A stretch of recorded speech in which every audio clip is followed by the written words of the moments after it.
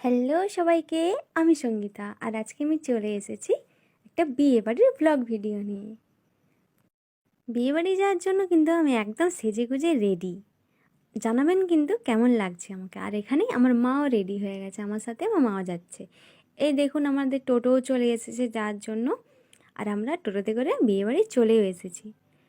আমার ফ্রেন্ডের বাড়িতে কিন্তু খুব সুন্দর করে ডেকোরেশন করেছে। দেখুন কত সুন্দর লাইটিং করেছে, আর এখানে ফ্লাওয়ার ডেকোরেশন করেছে, অনেক সুন্দর। আমার কিন্তু ভীষণই ভালো লেগেছে। তো প্রথমেই আমি ওদের বাড়িতে চলে গিয়েছিলাম, ওর বাবা মার সাথে দেখা করে নিয়েছি। তারপর আমার ফ্রেন্ডের মা আমাদের জন্য কফি আর পকোড়া এনে দিয়েছিল, আমরা খেয়ে নিয়েছি।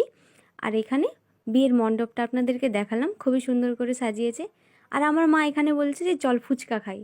তো আমরা দুজনে মিলে ফুচকা খেতে চলে এসেছি। ফুচকার টেস্টটাও কিন্তু খুব দারুণ ছিল। তারপর ফুচকা টুচকা খাওয়ার পর একটু ভিডিও, একটু ফটো তুললাম।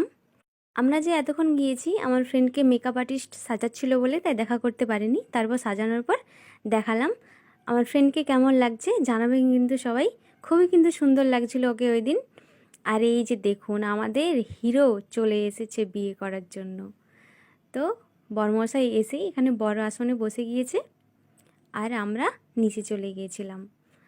তারপর কিছুক্ষণ পরেই দেখলাম আমার ফ্রেন্ডকে নিয়ে চলে এসেছে বিয়ের মণ্ডপে বিয়ের জন্য। তারপর আমাদেরকে তো বাড়ি ফিরতে হবে, তাই আমরা ওখানে আর দাঁড়াইনি, আর ভিডিও করতে পারিনি কোনো বিয়ের।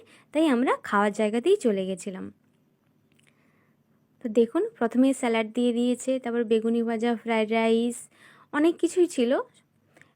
আমি তো আর বেশি কিছু খেতে পারিনি, যেহেতু ফুচকা খেয়েছি, পেট তো পুরোই ভর্তি। তাই অল্প করে কিছু খেয়েছি, আর শেষের কিছুই খাইনি আমি।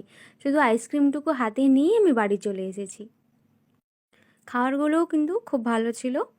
আর দেখুন, আর কিন্তু ভিডিও বানানো হয়নি। তো টাটা।